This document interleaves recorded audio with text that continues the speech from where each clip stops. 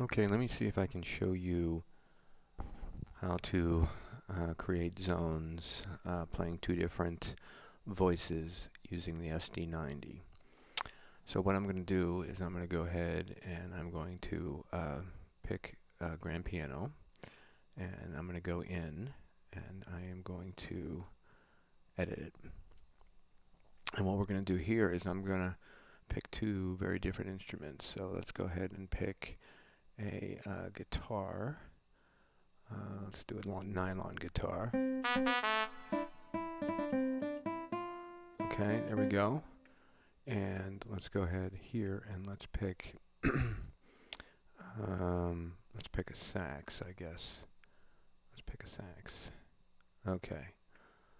So you'll see that these are the two instruments that now I have as part of two layers of the total 4 number of layers I can have.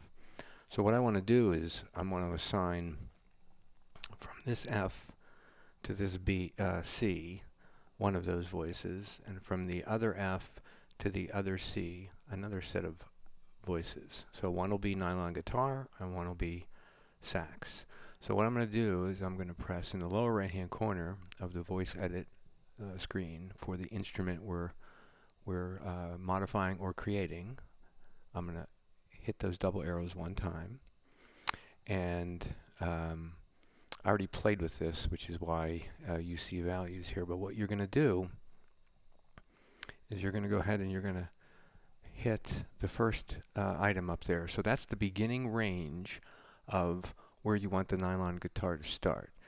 Now, there's a really cool thing the SD90 does. So if you don't know which note, if it's C1 or F1 or F2 or F3, what it's called, what you can do is after you highlight it, you can go over here to the keyboard and you can press the note that you want it to start at.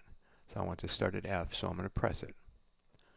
And you'll see that it put F2 as the starting note for that range. Now the ending note for that range is highlighted. I'm going to go up and I'm going to press E on my keyboard right here. See my finger? Okay, so I'm going to press that, and you'll see it says E3. Okay.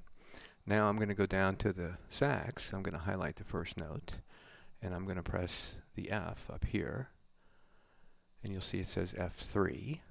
And then I'm going to go ahead and maybe I'll go to the end of the keyboard. No, I'll just go to here, and I'm going to press this note here. Well, that's C4. Okay, so now that I've done that, if I play anything in that lower range, right, I'm going to get a nylon guitar. Now watch what happens now when I keep going. This should be the last note in the range. The next note, which is F3, should be a sax. And then all those are saxes. Now, I don't have anything assigned for these additional ones. So let's go ahead and even add another instrument. Let's add 3 to this. So I'll go ahead and this time we'll add strings. So I'll add some strings, and I will go ahead over and I will, in the range, I'm going to select the first item. See there, when there are dashes like that, it means no range has been determined. Okay, so I'm going to go ahead in here and I'm going to press, where did I end at? C4. So I'm going to go ahead and press this note right here. So that's the beginning range, and then I'm going to press this note here, and that's the end range.